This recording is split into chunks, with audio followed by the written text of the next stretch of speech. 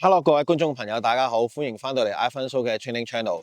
咁闊別咗2個月啦，咁就好耐冇出片啦。咁其實咧，主要係因為我已經比完賽啦，咁同時間放咗2個月嘅一個長假期啦，咁樣享受下美食先。咁啊，翻嚟啦，就今日咧就想同大家分享一下咧，舊年咧小弟出國比賽嘅一啲經歷嚟嘅。咁話晒咧，其實都係我第一次出國比賽啦，咁就比較上我會覺得好新奇啊，好多嘢好新鮮啊。咁啊，想急不及待分享下俾大家聽，同埋都知道有啲朋友仔咧，都有興趣想知道嘅，咁就嚟咯。好，咁首先講下咧，舊年成個比賽嘅 timeline 先啦。喺8月嘅時候咧，我就參加咗咧喺珠海舉辦嘅一個區域資格賽啦。跟住到10月嘅時候咧，我就參加咗韓國 AGP 比賽啦。然後之後到11月咧，我就參加咗喺日本東京舉辦嘅一個 Mr. Olympia Amateur 嘅比賽嚟嘅。咁啊，我想逐個比賽咁去講啦。咁首先由8月珠海呢一場比賽開始講先啦。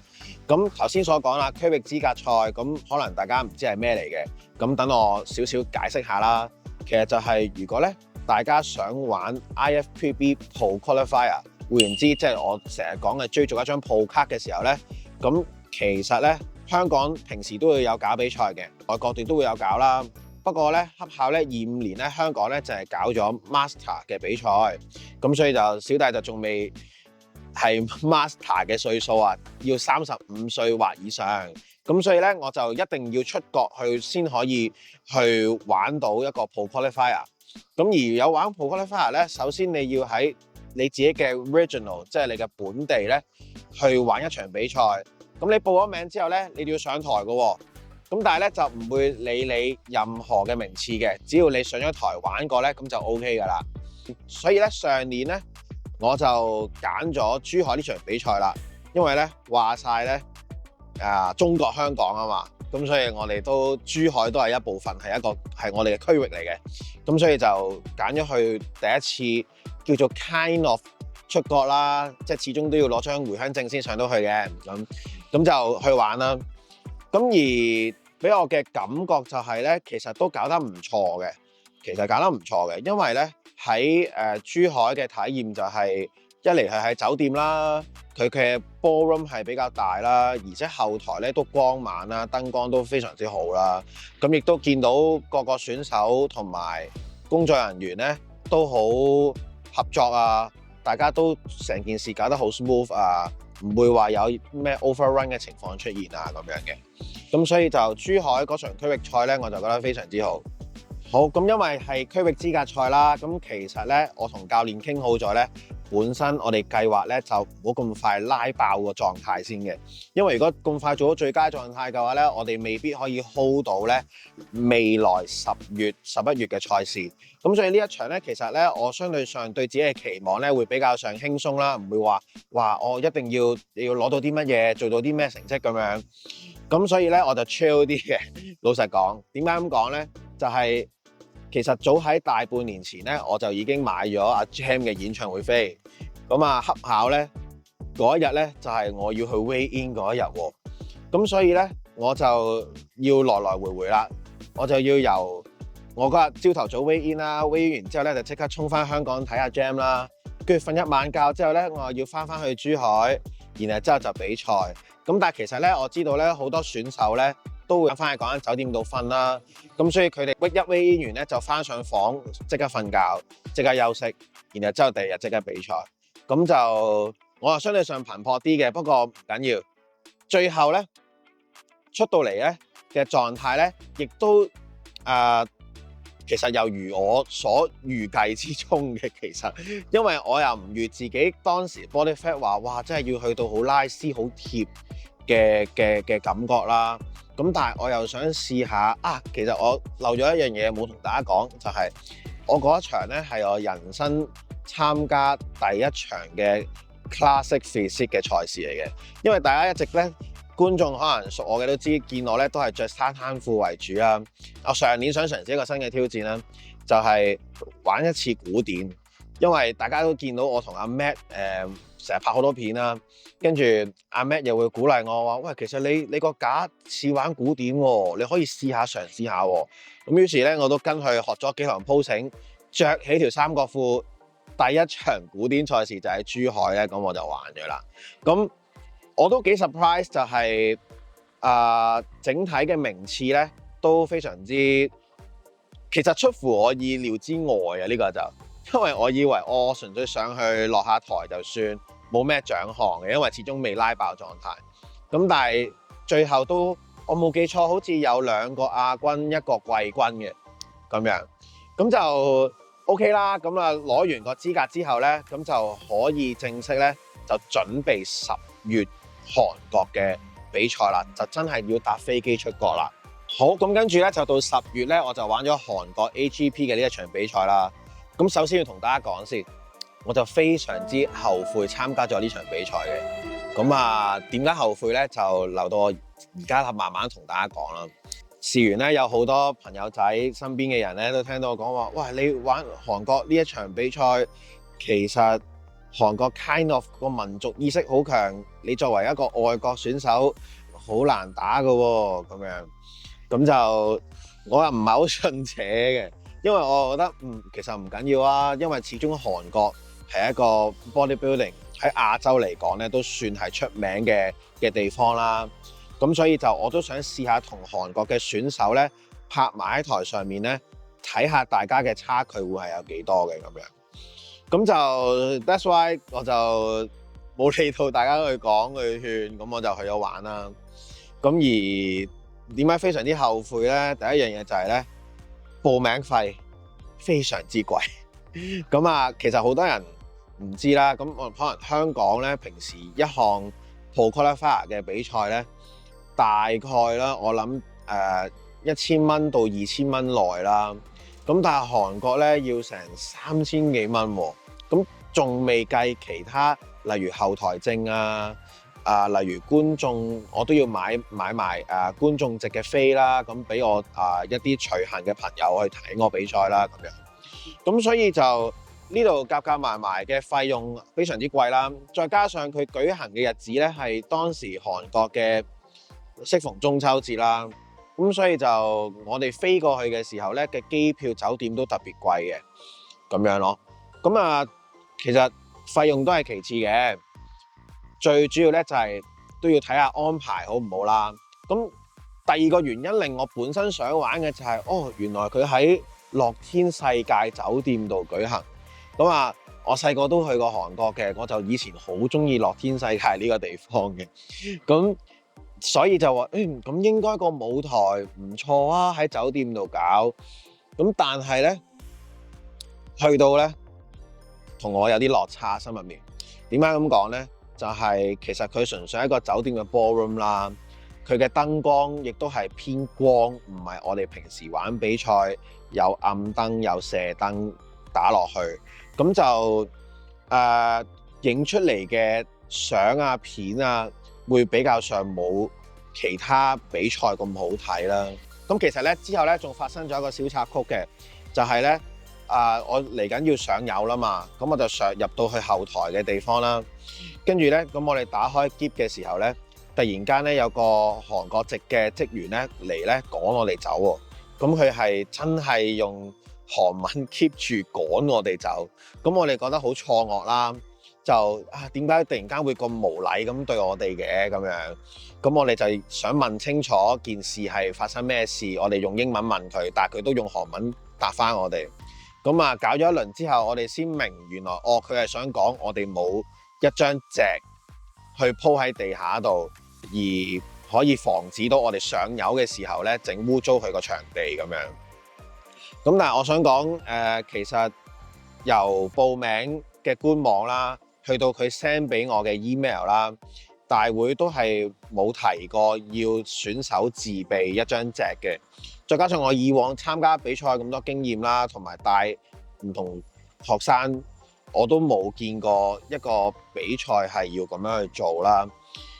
咁所以就呢一度咧就比較上有啲錯愕啦。再加上咧，跟住佢就即刻同我講話你出去啦，出面咧就有得買噶啦。你其實係要課金嘅，我已經好好人為你準備好噶啦咁樣。咁我就其實課金唔係問題，不過就即係如果下次可以通知我一聲先嘅，咁我就其實我自備都唔係一個好難嘅事咁樣咯。所以就呢度有個小插曲，令到我有啲喺嗰一下，其實我 panic 咗啊，喺後台上面。咁所以包括我教練都係，我哋都唔知無啦啦間做乜事。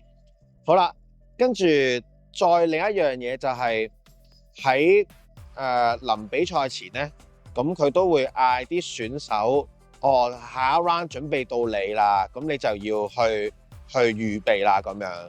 咁但係其實以往因為我未試過出國啊嘛，都會係用英文啦或者係中文啦去嗌你個號碼叫你出去嘅。咁韓國咧呢場比賽咧，佢就 keep 住都淨係用韓文。不過我都明嘅，因為以我目測咧嗰場比賽咧，基本上得3個香港人玩，其餘全部都係韓國人嚟嘅。咁但係就佢 keep 住講韓文，我就唔係好聽得明佢係嗌緊我，所以我就有少少緊張啊，都會。咁就好彩我教練咧，佢話佢嚟咗好多次韓國帶隊比賽啦，咁所以佢都識少少韓文，就聽得明啊，佢應該係嗌緊我啦。咁就來來回回幾次咧，幫我行過去 confirm 睇下係咪我啦咁樣。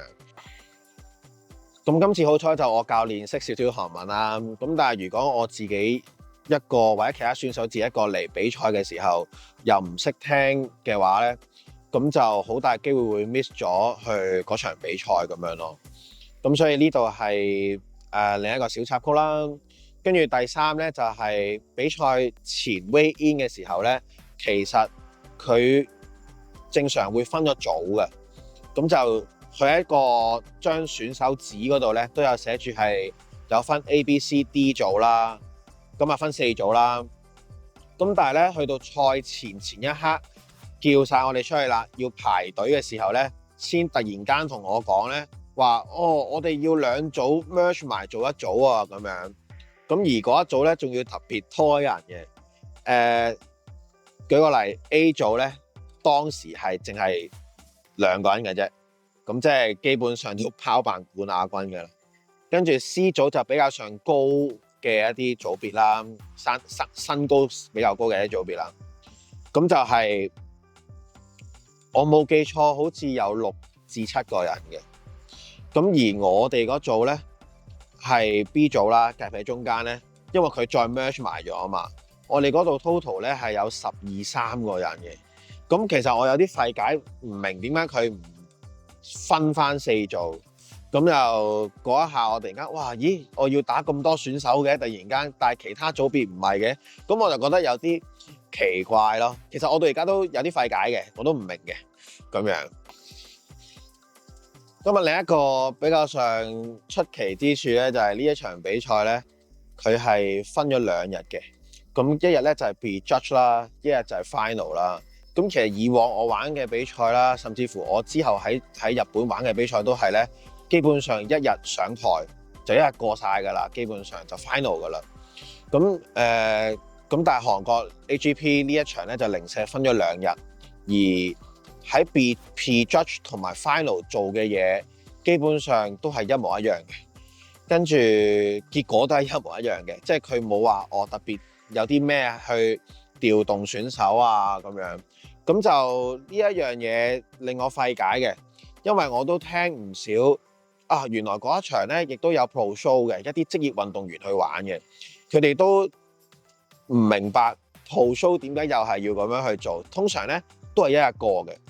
咁所以其實最大個影響係選手咧要連續2日處於一個最佳嘅狀態咧，咁就好難啊。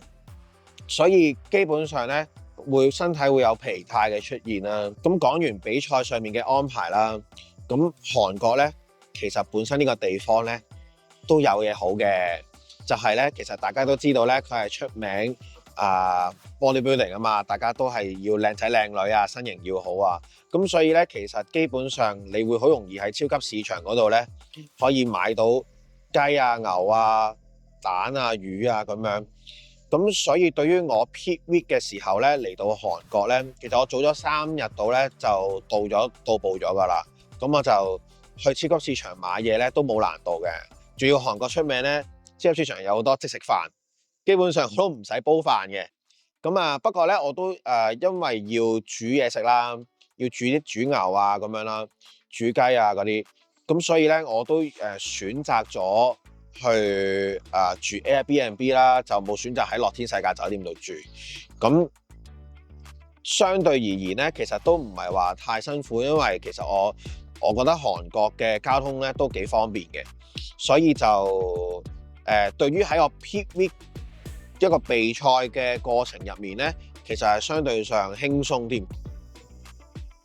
至於選手方面咧，哇，真係令我大開眼界啊！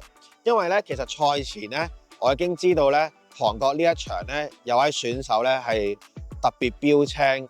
我其實一早咧喺 Instagram 嗰度咧都 follow 咗佢一段好長嘅時間啦。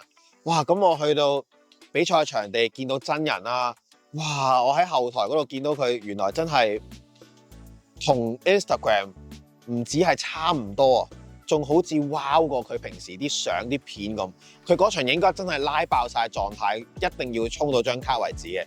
咁都恭喜佢啦！最後佢攞到嗰一場嘅overall 冠軍啦，攞到張 pro 卡啦。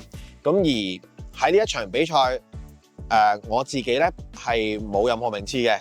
咁但係亦都唔係一個對於我嚟講，我冇話唔開心定點樣，因為我 compare 喺佢隔離或者其他韓國選手啦，我係真係會見到自己咧有啲位係有不足嘅，因為你好容易一睇就睇到噶啦，基本上。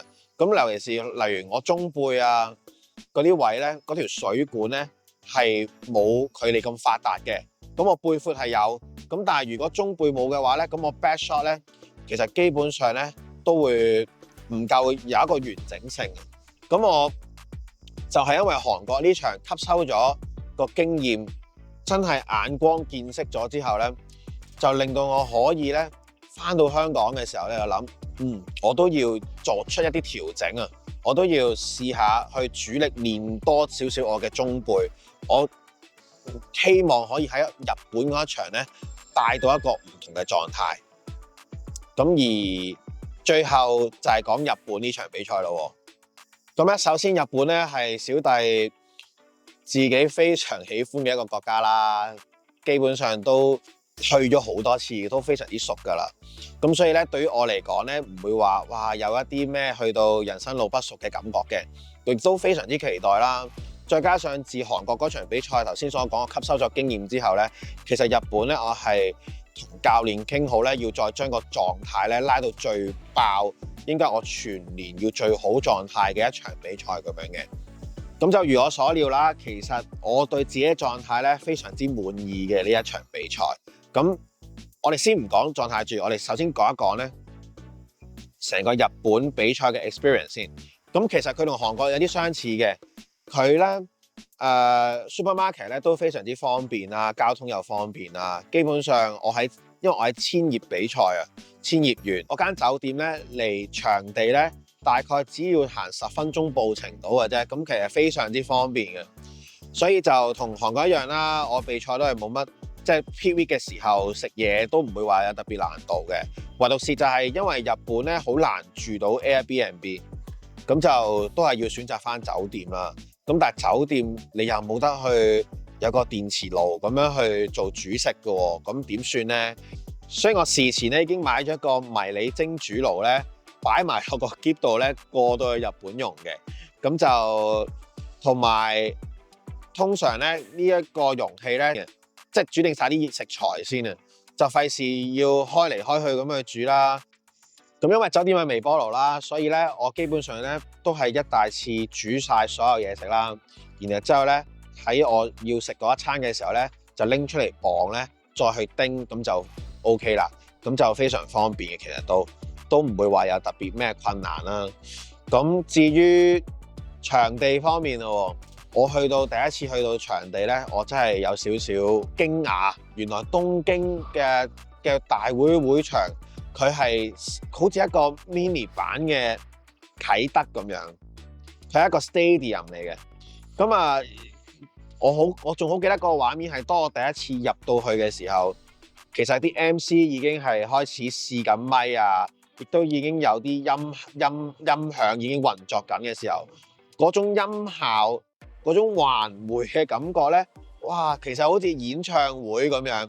咁你作為一個選手咧，你會覺得好 amazing 啊！唔知自己以為好似真係去咗開 show 咁樣。佢俾咗一個好好嘅氛圍，我喺賽前令到我覺得哇，真係好似好為運動員去着想，跟住就去 weigh in 啦，個過程亦都順利嘅，排隊亦都唔使話排好耐啦。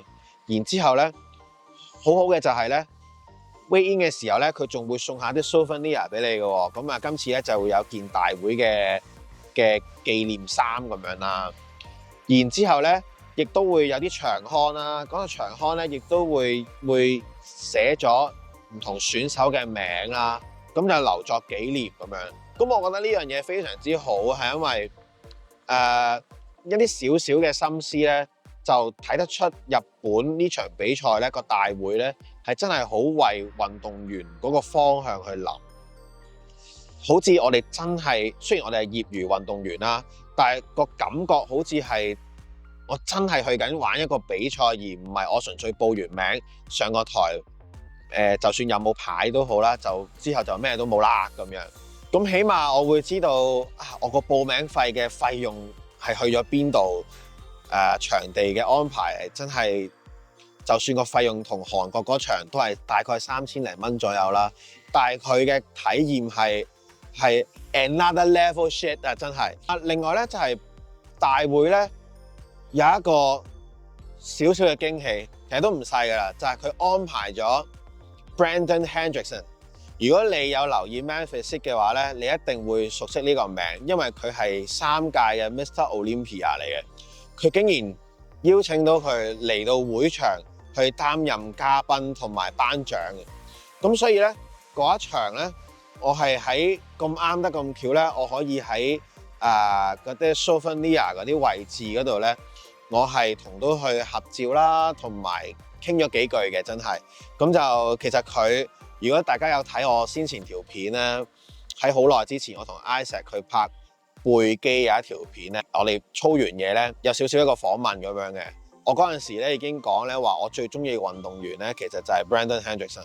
咁一個我嘅偶像喺我面前，仲要幫我簽名，同我講打氣説話，我覺得係好 amazing 啊！真係咁樣。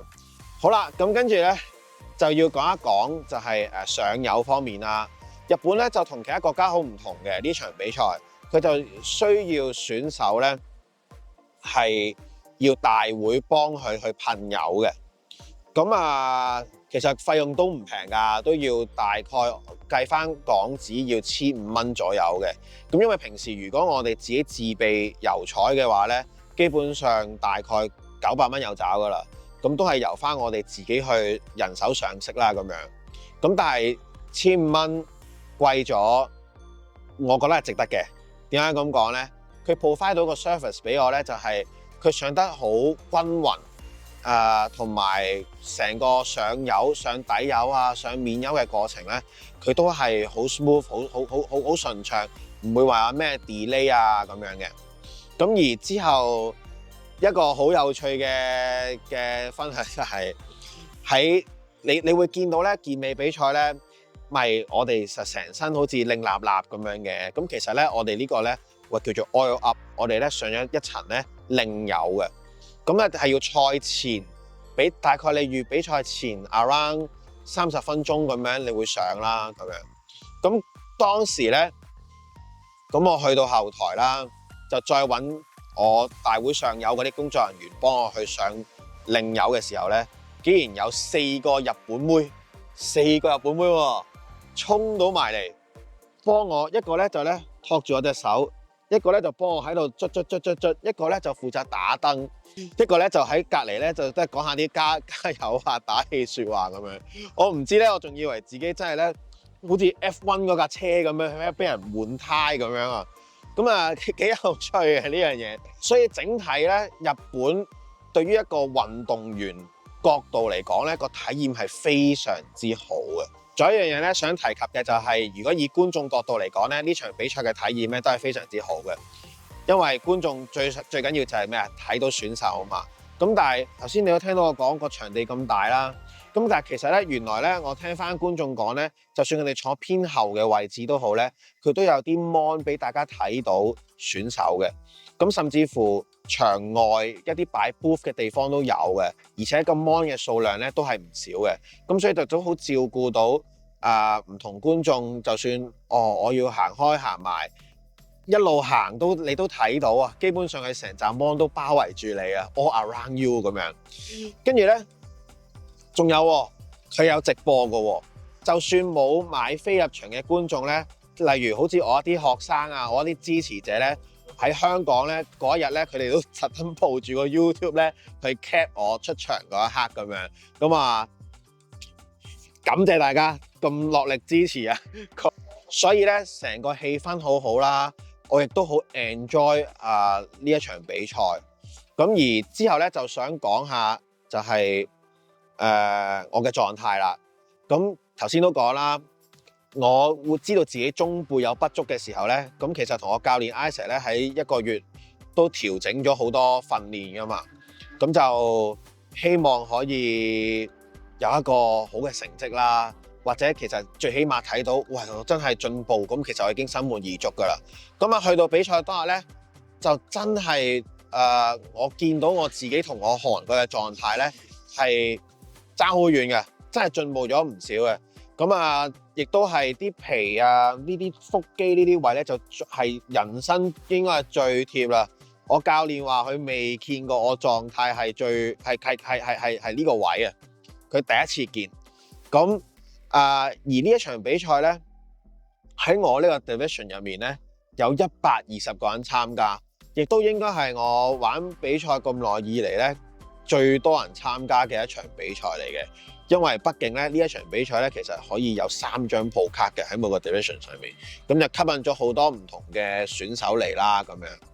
咁順帶一提就係咧，喺我 weigh in 嘅時候咧，都見到咧唔少嘅一啲外國人面孔喎，因為咧其實我平時咧喺亞洲地區啊，喺香港啦，甚至乎韓國嗰場咧，我都係見到一啲亞洲人嘅面孔啦。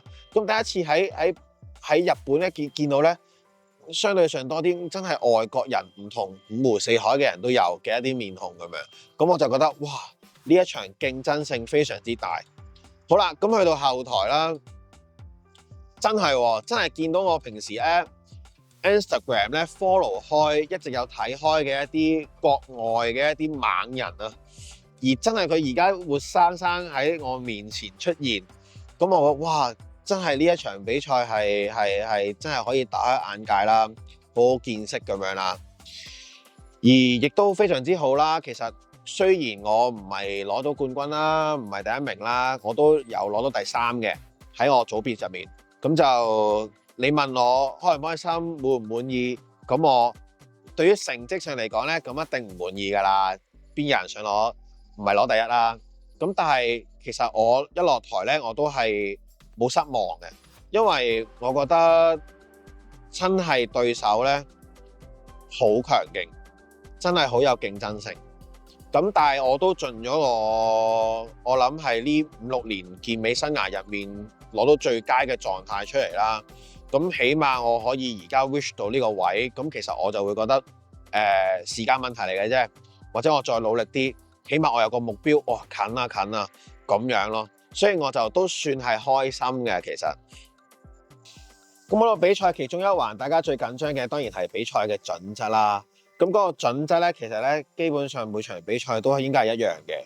咁但係始終咧 head judge 咧，佢哋都會有各自自己嘅一啲 preference，一啲喜好，中意啲咩類型嘅選手嘅。咁啊，以珠海為例啦，咁佢就非常之符合翻我過往玩比賽嘅準則。咁畢竟咧都係 Global Classic 搞噶啦，都係我一直喺香港玩開嘅一個比賽咁樣。咁所以我就比較上容易了解同埋接受，知道究竟點解係咁樣排啊，個名次係點樣。咁韓國咧就有 to be honest 就有少少費解嘅，因為咧頭先所講啦，最好勁嗰個選手，佢其實咧係偏向肉裝少少嘅，咁但係後面一啲選手咧都係肉裝，而且狀態都唔錯咧，但係可能就落咗落去 second call out 嗰度咁樣。咁有啲 first call out 嘅選手咧，又好似淨係 condition 會較好，但係又欠缺咗啲肌肉量嘅感覺。咁所以就都仲係摸索緊。我睇翻我嘅比賽嘅 payback 嘅時候，都會有少少有啲令人費解嘅。咁不過咧，至於韓國嘅選手方面咧，其實咧無論係排喺我前面又好，排喺我後面都好咧，我都會覺得咧非常之有競爭性嘅大家，所以就各自都有我學習嘅地方。咁而日本咧就82個人啊，就更加競爭性高啦。咁就俾我見證到，哇！原來有唔同嘅選手有唔同嘅 package 嘅，有啲真係偏向肌肉量好澎湃，有啲就真係個 condition 可以收到好乾好極致嘅。咁而因為head judge 係 Sally 啦，佢亦都係喺24年我比賽嘅時候咧就 judge 過我2場嘅。咁其實我亦都有睇佢平時喺 pro show 嘅時候咧，佢會揀啲咩選手。咁我都大概了解到咧，其實佢嘅 preference 咧係中意一啲比較上 balance 啦，唔好話太過大肌肉量啦，要有個 condition 喺度啦，要有肌肉嘅分離度啦。咁所以咧 Sally 做 judge 嘅比賽咧，尤其是 Japan 呢一場咧，其實我係會覺得相對上嚟講會令到我我都即刻知啦，即刻好易了解。係，我覺得佢 judge 得係啱，我係呢個位嘅，因為前面2位選手咧，佢哋有啲咩比我優勝啦咁樣。好，咁不過咧，我亦都想再深入啲了解，究竟我有啲咩不足啦，可以希望喺下一次，無論係咪佢 judge 嘅時候都好，咁我都可以出一個改善啦。所以於是咧，我喺賽後咧，亦都會走埋去虛心咁樣問一問主裁判 Sally， 頭先嗰個 feedback 對於我比賽嚟講係點樣啊咁樣。咁亦都佢都好耐心咁樣用咗好多時間去同我講，仲手把手真係叫我除一次衫，教我再例如你 turn 呢個 posing 嘅時候，會唔會俾到個裁判睇到你個胸肌會可能係飽滿啲咧？咁樣佢會俾咗少少佢喺佢裁判角度嘅一啲 tips， 我話俾我知，其實我可以咁樣去做喎咁樣。咁所以就呢一場比賽都係令到我有一個好好嘅經驗去籌備將來，或者我而家呢個 off season 可以做啲乜嘢去進步咯。咁所以咧，有興趣玩比賽或者而家玩緊比賽嘅朋友仔咧，我都好建議大家咧，其實可以喺賽前、賽後不妨咧去主動問下評判攞翻個意見，因為咧其實評判嘅一啲意見咧係非常之寶貴嘅。因為始終最後都係佢 judge 你，都係要佢有少少 kind of 主觀嘅審美角度去睇你噶嘛。咁如果你能夠捉到佢嘅口味嘅時候，總勝過身邊有唔同人俾唔同方向你。可能有啲人會覺得你唔夠肉量啊，你應該肉裝啲。有啲人覺得可能你 condition 未夠啊咁你會有一個好模糊嘅方向嘅。咁但係如果評判可以話到俾你聽，咁就非常之好啦，咁你就起碼會有方向嚟緊，可以朝邊個方向進步咯。好，總括嚟講咧，今年咧雖然咧少少失望啦，都未係 turn 到 pro 啦，咁但係咧其實我都滿足嘅，因為咧喺呢3場嘅比賽上面咧，我各自咧都好似韓國咁樣啦，我話就話後悔啦，咁但係其實咧亦都學到好多嘢，有啲得着嘅。日本就更加啦，咁所以其實係我亦都見證到今年自己咧係比即係25年嘅自己咧係比24年有進步啦，而喺25年嘅時候咧又因為呢3場比賽更加了解到自己可以點樣再進步得多啲喎，咁所以就非常之有得着。原來出國比賽係可以有咁多經驗嘅，咁就希望如果鍾意玩比賽嘅朋友仔咧，無論你係打 IFBB 又好啦，或者係打一啲自然嘅健美嘅賽事都好咧，其實而家咧都多咗好多唔係喺香港舉行嘅賽事嘅。我見澳門又有啦，遠啲加拿大又有啦，台灣又有啦，咁其實大家可以選擇試下去玩唔同國外嘅比賽，去同其他選手去困下。最大嘅得着就係咩咧？